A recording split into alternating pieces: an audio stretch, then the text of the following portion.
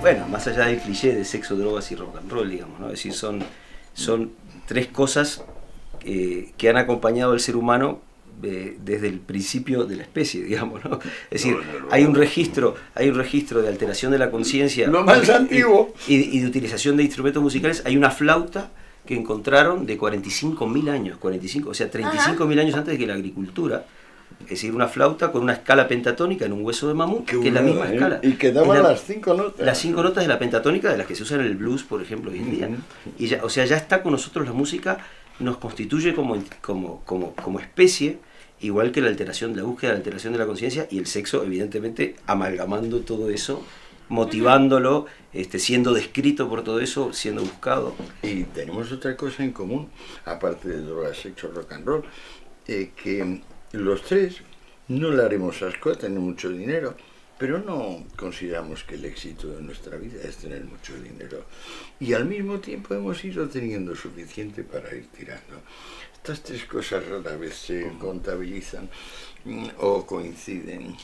Hay una cosa que dice Antonio muy bonita, que le escuché decir una vez en una charla, que es que el merecimiento puede no generar el éxito, el hecho de merecerlo, de hacer toda la gestión para merecerlo, puede no generar el éxito, pero trae siempre el amor propio, que es en definitiva lo que estamos buscando, que cada uno estar contento con lo que hace, digamos, ¿no? Totalmente de acuerdo. Porque cuando me preguntan a mí de repente, un consejo a nuevos músicos que están empezando, ¿no? Es decir, digo, mira, si quieres no errarle, haz algo que te guste, haz lo que te guste. En la industria de la música, por ejemplo, es muy difícil encontrar a alguien que quiera desarrollar una carrera. La gente quiere tener un éxito en el semestre que viene, ¿no? Interesante. ¿Se plantea así desde el principio? ¿La gente no ve una carrera dentro del mundillo musical a largo plazo?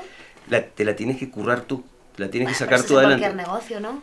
Sí, pero además, es decir, pero tú tienes que estar de alguna manera dialogar con una estructura que necesita beneficios a corto plazo, y tú a su vez encargarte de que los beneficios a corto plazo de la estructura en la que estás trabajando vayan en sintonía con lo que tú quieres lograr a largo plazo, ¿no? Entonces, por supuesto.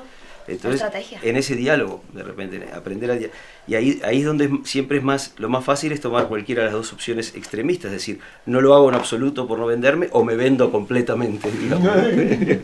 Bueno, entonces, pero eso ignorar una y otra vez que el único camino es el del medio. Claro. Y entonces, aunque uno lo tiene y es visible en cada instante, pues uno no quiere, uno es caprichoso, uno ha aprendido a vivir desde un niño que no tenía y lloraba para tener, ¿no? Y entonces, como no sea que te adiestres en la paciencia de lo negativo, te vas a quedar siempre una vez descontento porque has llorado y han venido, y otras descontento porque no vinieron. Estamos educados a estar en una sociedad impaciente, la queremos todo ya. Es curioso, todo ya, sí. ¿Te acuerdas que Jung decía que el ser humano había nacido con un solo defecto de genética, o seguro, que era el cortoplacismo? ¿Cortoplacismo? Cada vez más, además. Que se le daba más valor, que se estaba dispuesto a pagar más dinero por una cosa ahora que por una cosa pasado mañana, aunque esa cosa no lo va a usar uno ahora. El problema principal de la ecología es ese, que nadie piensa en el futuro. Muy bien, claro, enormemente rápido. El centro de la ecología, el centro del problema ecológico es que la gente piensa lo que en su rango de vida, y en realidad las decisiones tienen que ser tomadas a 200 años vista, de repente, muchas veces, y nadie piensa a 200 años vista. Los ciclos de los CEO, de los directivos de las compañías, son muy breves porque cambian todo el tiempo entonces nadie se compromete en realidad con nada a largo plazo. Entonces, claro. Y Amarna, tú en una industria tuya donde de repente el foco, como actriz en la pornografía, está más acotado que el del jugador de fútbol todavía, porque son muy pocos años a los que uno se puede dedicar de repente. ¿Cómo haces para hacer un plan a largo plazo de repente de vida o de lo que uno quiere conseguir, por ejemplo, ¿no? Bueno, Me encantan esas preguntas, yo también te las voy a hacer. Bueno, por supuesto. Bueno, yo creo que en cualquier profesión en la cual te dediques algo relacionado con tu imagen, tienes que tener claro que hay un periodo de existencia que es limitado, ¿no? En el momento en el que tú gustas al público, eres aceptado, en el momento en el que se te ha pasado el arroz, como quien dice, empiezas dentro de aquel límite, ¿no? Del terreno del borde. Yo a nivel personal me lo planteo como el crear una imagen de marca y no tanto algo relacionado con la industria a la que ahora mismo pertenezco. O sea, la pornografía ni es mi prioridad, aunque sea a lo que me dedico de forma principal. Yo lo que intento hacer es un estudio de mercado y encontrar un nicho en el cual pueda vender mi imagen como Amarna Miller, no como la actriz porno. Aunque ojo, cuidado, que en la sociedad en la que vivimos todavía es complicado desmarcarse de una profesión tan estigmatizada como el trabajo sexual. Me parece muy bien, porque tú vas a conseguir, o intentas, yo creo que sí lo vas a conseguir, ser una empresa que se llama Amarna Miller. Claro. Yo también soy una empresa que se llama Antonio Escotado y él empresa se llama Jorge Nerle. Eso somos unas empresas muy cómodas, pues no somos ni SLs ni SAs,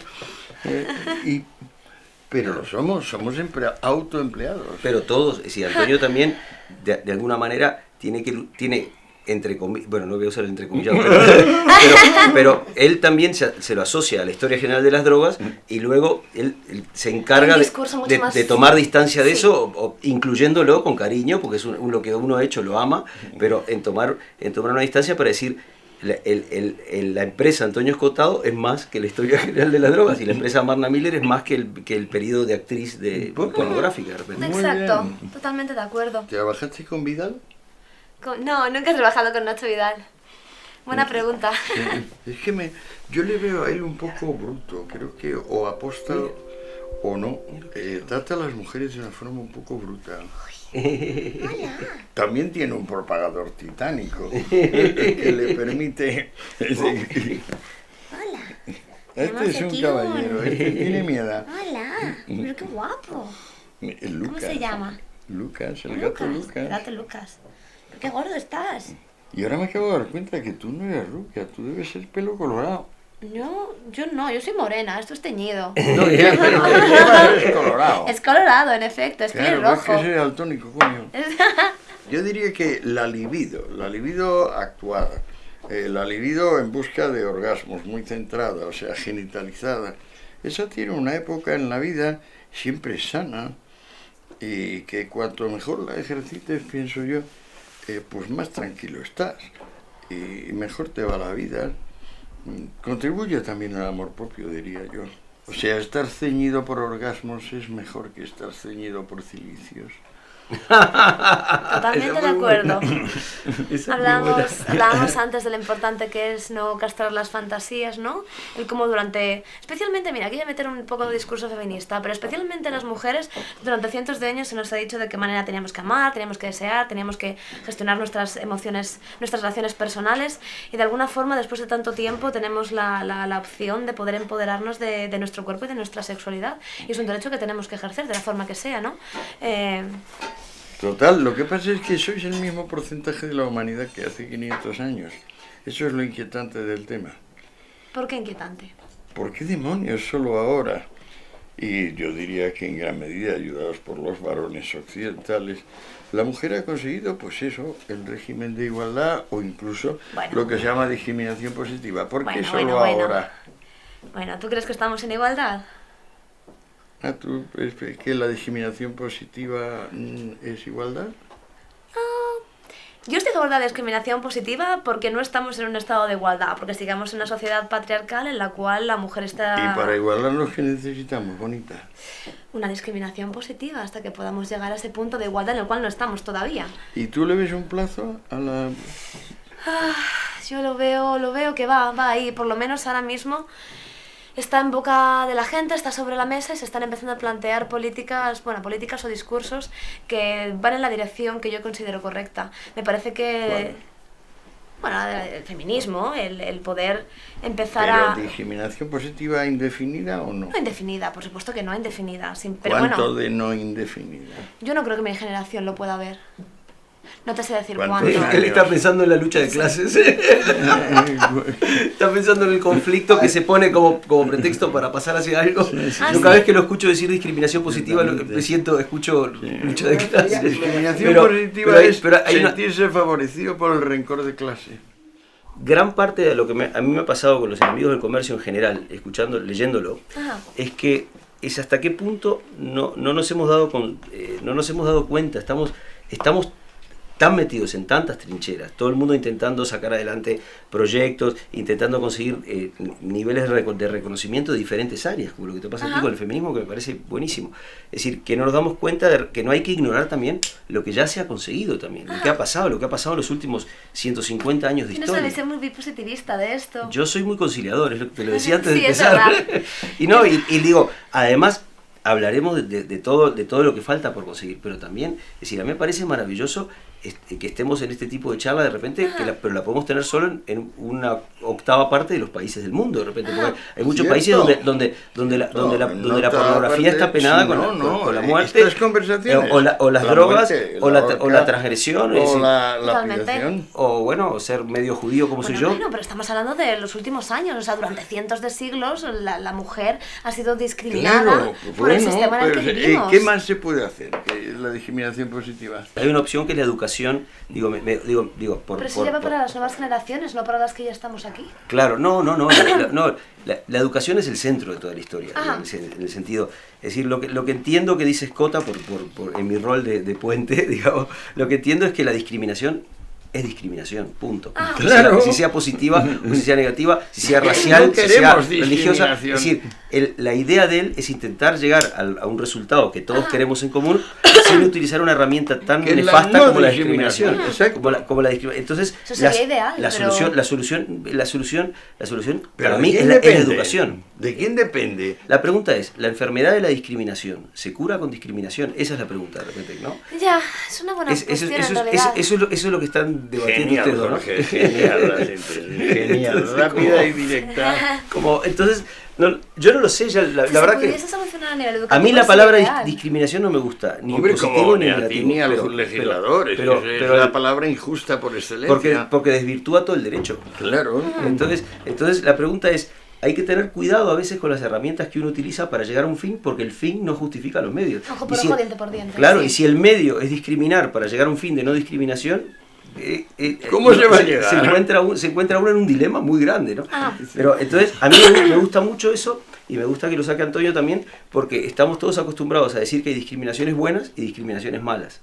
Claro, y yo no sé si estoy acostumbrado, la pregunta digamos, es, a apoyarlo. ¿hay discriminaciones buenas? Esa es la pregunta. No hay ninguna discriminación buena a mi juicio, porque es como decir que el no ser es mejor que el ser, o sea, que el no hacer es mejor que hacer. Yo lo veo así. Entiendo, es interesante. No, está muy bien. ¿Qué pensáis? Mira, tengo una pregunta para vosotros dos. Existe un sector del feminismo que nos dice que la fantasía que viene dada por un contexto patriarcal ha de ser modificada y reapropiarla de una forma feminista. Por ejemplo, vamos a decir que una fantasía de violación que obviamente está creada dentro de un contexto patriarcal en el cual la figura masculina ejerce el rol de poder, es algo negativo que nosotros tenemos que modificar para poder reapropiarla o poder reconducirla, modificarla y que sea feminista. ¿Qué pensáis? ¿Pensáis que la fantasía debe ser reconducida? ¿Cómo la reapropian? Pues yo no tengo ni idea, la verdad, porque yo no creo en este discurso, pero me parecería interesante saber vuestra opinión al respecto. Yo tengo una opinión de eso. Yo lo leí el otro día en la entrevista que leí tuya y me pareció muy interesante porque en realidad, igual que lo que decía Escota de Freud de repente, quien no reconozca que en el acto sexual consensado siempre hay elementos de violencia, pero de violencia consensuada en el sentido, es decir, nadie se horroriza porque alguien tenga una marca de unas uñas aquí, pero si alguien en la calle viene y te araña y te deja una marca, es decir, no es lo mismo que hacerlo consensuado en una cámara. Es decir, hay mucho que es un contexto muy animal y donde entran un montón de fantasías. Yo tuve una, a lo largo de mi vida tuve una época muy espera que te lo traigo. Al principio como demoré en entender que podía incluirse la fuerza física de ambos lados. En el sexo demoré mucho tiempo, porque al principio era todo conciliación, era todo amor, era todo como, era todo tantra, ¿sabes? Era todo tantra, era muy tantra, como muy de estar muy quieto y todo. Y luego uno va cambiando su sexualidad con el tiempo y se da cuenta que vas incluyendo otros elementos. Y la fantasía de violación, es que tarde o temprano, cuando escarbas un poco, es decir, evidentemente, si está dentro del rango de la fantasía, hay un grado que está presente en las personas, no solo en las mujeres, en los hombres también. Por fantasía, ¿no? Queremos decir también una imagen a la cual va adherida una carga de líbido. Eso es lo que llamamos fantasía, ¿no? Claro, y que es fantasía porque uno no sale a la calle a violar. Sí, la carga de líbido es una imagen más. Uno no sale, claro, absolutamente. Es decir, tiene que producir que las mujeres se humedezcan y los hombres se ereccionen, finalmente. Claro, claro. Y claro, hay que tener mucho cuidado de repente, porque claro, en una sociedad que tiene una tragedia tan monumental como la violencia contra la mujer, de repente, me pareció muy valiente lo que decías tú, de hecho ya, que una cosa es lo que hay, una cosa es andar con ametralladoras matando gente y degollando gente, y la otra cosa es que ver a dos niños jugando, a los cowboys, y es decir, cuando uno entiende que es el juego, que es un juego, que básicamente es un juego de roles, tú eres un actor en la cama. Ya, pero si el problema que hay en la conciencia de la personalidad autoritaria es que no sabe jugar. O sea, si pierde se enfada demasiado, si gana se lo toma con soberbia. No sabe jugar, solo sabe guerrear. Eso está buenísimo. Conquistar. Y el común denominador entre lo que dice Amarna y lo que dices tú es que el autoritario o le pega a su mujer de verdad, o no consiente que otra persona juegue a darse cachetazos. Porque no entiende que eso es un juego, y no entiende el rol de la fantasía del juego, y no entiende dónde está puesto. Pero el problema de la personalidad autoritaria es que se difunde en todas partes y se concentra casi mágicamente, diría yo, en el victimismo. De todo tipo, de toda raíz, ¿no? Ahí es como un magneto, ¿no? Que atrae las limaduras de hierro. Una pregunta, el límite, es decir, ¿dónde entra? Porque un indicador, por ejemplo, como el demográfico, que tú usas, que usas siempre para el éxito, para fundamentar de manera correcta el éxito de un sistema, bueno, ¿no? Lo aprendo de Hayek. Sí, que, por ejemplo, es decir, Inglaterra en el siglo XIX tenía 10 millones de habitantes, ahora tiene 60 millones y tienen mejor nivel de vida cada uno que los 10 millones del siglo XIX. Y Rusia, en cambio, llegaba a los 200 millones y ahora sigue llegando a los 200 millones. Exactamente. Entonces, el sistema no ha funcionado demográficamente. Ahora, la gran pregunta por encima de eso, es decir, la demografía no puede hacer, al mismo tiempo que hace triunfar al sistema, no puede hacer hundirse al planeta. De repente, es decir, ¿tú crees que las soluciones al problema del desborde de la utilización de los medios ecológicos del planeta, es decir, también se pueden, también deben ser resueltos a través de la libertad? Morir de éxito es disolvernos como una pavesa entre nuestras basuras y nuestros fuegos. Sí, o sea, ¿quién va a parar? ¿Quién va a dejar de querer? Digamos, ¿no? Pues ahí está, hasta ahora ha sido lo inconsciente lo que nos ha guiado.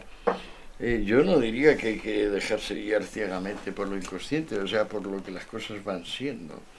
Yo llamaría lo inconsciente lo a posteriori, para ponerlo más clarito. ¿Por qué es a posteriori? ¿Por qué el inconsciente, que uno habitualmente piensa que es como algo dado ya? Como algo dado. No me preguntes eso, pero yo lo veo un poco incoherente, porque si tú defines una cosa como inconsciente es porque realmente no la dominas, no tienes conciencia sobre ella, y entonces tú no la puedes captar a priori. Ah, claro, después, vale. Siempre llega después, siempre viene como una lección. Como una manifestación de lo que resulta que fue. Pudo ser otra cosa, pero fue eso. Ah, claro, no entiendo por qué. Aunque existiera previamente, digamos, claro, te das cuenta. Sin duda existe, pero no para nosotros. O sea, el mundo lo gobierna la veleidad individual del deseo. Eso lo ha gobernado desde siempre, gobernado desde siempre, gracias a Dios, porque si no vendrá un tío que nos dirá qué hacer. Y con internet más. Y ese tío, claro, resulta que donde operaban 100 billones de neuronas operan solo las suyas, que casualmente son 231. Y con internet cada vez más, está cada vez más atomizado. Lo mismo pasa, es decir, en vez de ser una gran lucha de una gran batalla de grandes poderes, como era en el mundo de la música, por ejemplo, hace 20 años, claro. una gran discográfica, EMI contra sí, contra Warner, es decir, ahora en realidad es una guerra de guerrillas, como en todo, ¿no? Y es como se ha atomizado la batalla, ¿no? Y yo creo que además es muy bueno, porque lo que pasa a regir el fluir de las cosas es más difícil de manipular, es más difícil hacerse una estrella hoy en día de lo que era realmente, ¿no? Gracias a Internet. Es decir, porque tú antes tú conseguías seducir a un programador radial y para que te ponga una canción en su programa en horario central durante un mes y tenías tu vida resuelta.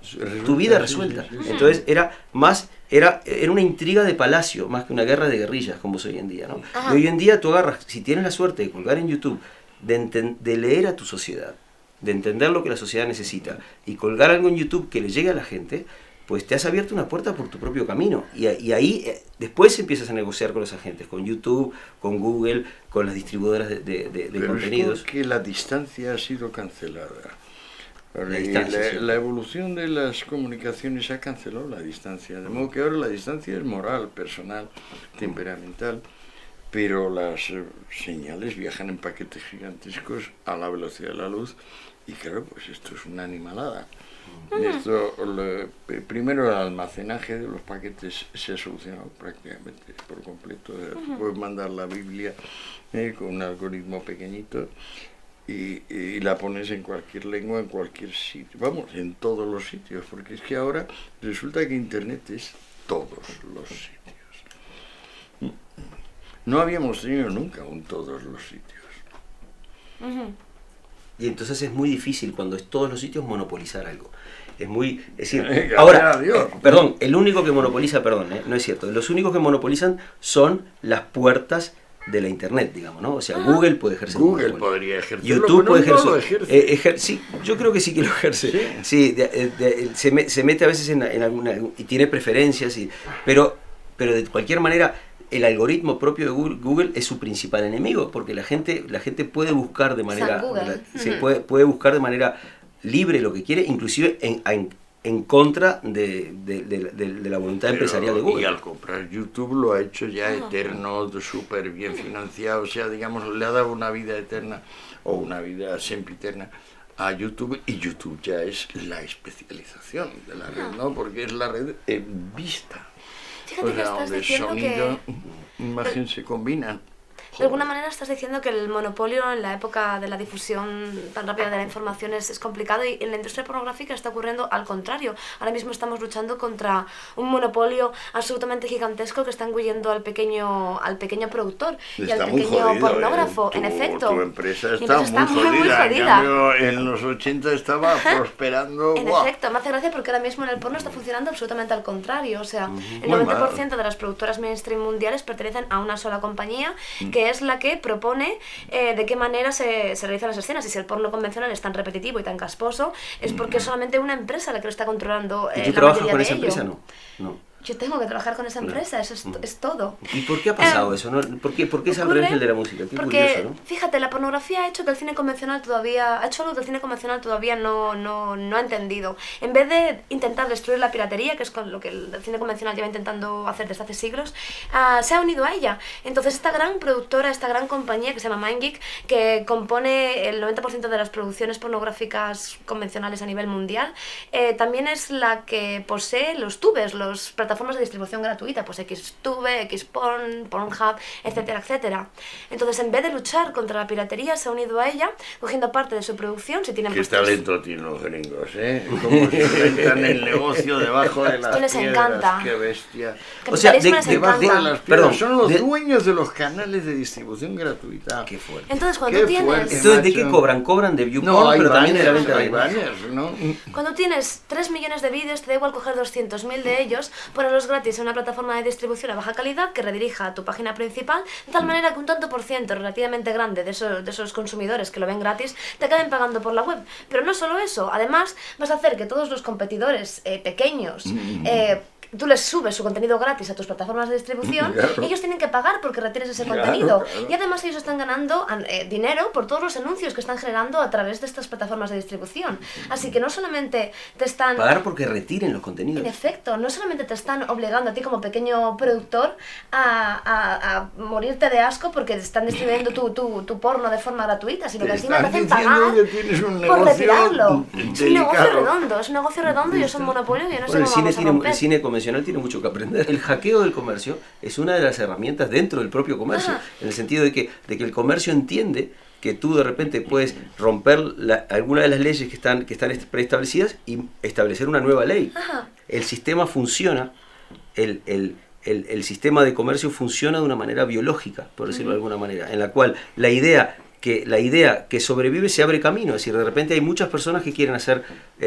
porno independiente por su cuenta, pero de repente tú sales adelante porque lees la sociedad de alguna manera, entiendes sus necesidades, sus fantasías y las aportas. Entonces eso se desarrolla, ¿no? Si hay algo que no hay en la naturaleza, a pesar que a veces uno lo anhelaría, no hay un control superior. Es decir, está todo limitado a La pretensión de control es Claro. la única forma de echar arena a los ejes del sistema. Entonces, ¿debe haber una ausencia completa de control? Ahí está, que los controles son difíciles de establecer, Jorge. Es evidente que hay que regular, pero hay que regular con sentido, con criterio.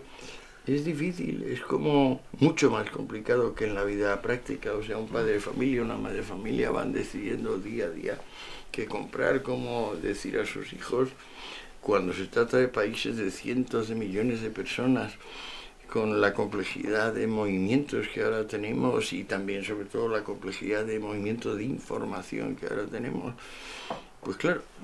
Y ese control, Antonio, tiene que ser hecho en una era de centralización de todo, a través de descentralización, pero también a la vez todo el mundo está conectado. No, eso es la integración. Claro, de integración. ¿Tiene que ser hecho atómicamente en cada lugar o tiene que haber una especie de consenso general de lo que se tiene que hacer? No lo sé. Sinceramente no lo sé. Me parece que todo lo que no sea dejar que el organismo inmenso que hemos llegado a formar siga operando solo, siga basándose más en lo inconsciente que en lo consciente, no le va a hacer daño. Cada vez que veamos que realmente lo inconsciente nos lleva a un precipicio, pues tomamos medidas. Pero entre tanto, máxima mano abierta a la espontaneidad, a la innovación, a la creatividad.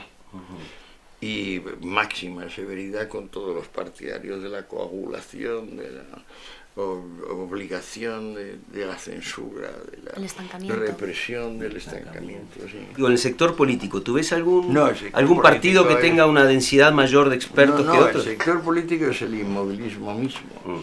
O sea, es la zona pura del inmovilismo, incluyendo Podemos. O sea, esa es la catástrofe que podemos solucionar con Internet. ¿Con Internet? Sí, porque entonces, digamos, no van a tener la ventaja de que ya lo han la inercia de que ya lo han hecho, están en la pomada. Internet te dice, no, nadie está en la pomada. ¿Sabes cuál es la pomada? El gusto público. Gánate el gusto público. Y esa es la pomada. El ser humano también, es decir, ha conseguido un sistema que ha conseguido hacer crecer la renta per cápita 2 puntos por año desde hace 150 años. O sea, hemos triunfado como especie. Hemos triunfado de puta madre. Ahora ya estamos en el lugar de hacernos la siguiente pregunta. Es decir, ¿somos una entidad aislada, la especie, o son nuestros iguales también los árboles? De una manera de decir que hay que empezar a velar porque ya que tenemos el poder de cambio del mundo, necesario. De decir, y yo creo que está pasando también, creo que sinceramente... Hombre, si lo planteas es porque está pasando. No, y porque además hay mucha gente tomando conciencia de eso cada vez más, y creo que el valor de que una empresa, por ejemplo, aparte de ser exitosa, sea también beneficiosa para el porvenir del planeta, es un valor enormemente en alza, de los que ha crecido más en los últimos años. Al principio, es decir, solo sentíamos empatía por las personas que eran, es decir, no nos parecía mal de repente que mataran en el siglo XVI, no nos parecía mal que ajusticiaran a una persona que era de una raza diferente de la nuestra, de repente, porque por diversión, o que se pelearan para matarse entre sí en un círculo. Era un infiel. Claro, es decir, y de repente ese círculo se extiende a los de nuestra nación y se extiende a toda la humanidad, y ahora yo creo que estamos en el momento de aplicar la teoría de la libertad y la concepción de la realidad a entender que somos parte de un sistema que nos excede y que nosotros somos una parte chiquita, nada más de eso. Y de entender la parte consciente y de entender del enorme inconsciente que ha producido esto. Absolutamente. Estamos midiendo la eficacia del sistema porque limitamos el círculo empático a la especie humana. Entonces la pregunta mía, los círculos empáticos han ido creciendo desde que el hombre primitivo solo sentía empatía por los 6 que vivían en la cueva, luego por los 60 que eran parte del clan, luego por los 200 que eran parte de la tribu, luego por los 1000 que eran parte de la protociudad, luego por la nación, va creciendo hasta que el círculo empático del hombre hoy en día, me parece a mí, igual es un delirio, pero debe medir además los efectos que tiene en las cosas que les pasan alrededor, y el capitalismo está empezando a incorporarlo. De hecho hay un montón de empresas nuevas como la de Elon Musk y todas estas Tesla que incluyen como una variable el daño o el beneficio que tenga tu expansión personal y económica en referente al daño o beneficio que produzca en la biosfera. Es decir, cuando decimos que triunfó un sistema, medir la huella de ozono y que sea una variable dentro de las variables de éxito de un sistema. De acuerdo completamente. Jonathan, mi amigo, me decía que todos los cálculos que damos demográficos y de renta están sesgados porque no introducimos la cantidad de recursos irrecuperables que se están gastando en cada momento. Y ese punto eso es clave. Contablemente es muy posible. Y lo está con empezando las a hacer. Máquinas es muy posible y estoy seguro que se va a hacer. Pero ¿qué diferencia hay entre capitalismo y estado de cosas? No entiendo la pregunta. Sí, ¿qué diferencia hay entre el capitalismo y lo que pasa? Y lo que hay. Lo que ha pasado ¿dónde? Lo que está pasando en todas partes, ahora mismo aquí y en el vecino y en los demás. Es una pregunta retórica, la vas a contestar tú, ¿no? Porque yo no la sé. entre lo que pasa... ¿Qué diferencia hay entre capitalismo y realidad? ¿Esto es de verdad un capitalismo? Esa es la pregunta. No, es que no veo ninguna diferencia entre lo que llamamos capitalismo y lo que va siendo el mundo. Ah, vale. Vale, lo entiendo. La menor diferencia. Claro. Lo que va siendo O sea, hay una pequeña parte que protesta. Perdona, define mundo antes. Mundo, realidad de las cosas, conjunto de las opiniones. Pero el mundo incluye, aparte de la especie, incluye a la biosfera. O sea, de repente decir, no cuento con los virus ni con los, pues eso es discriminación positiva. El Octorhinus lactapazus de Australia, ¿sí? Pues no estás discriminando positivamente desde el punto de vista de tu especie. ¡Oh, Dios mío, no! Volvemos a discriminación positiva.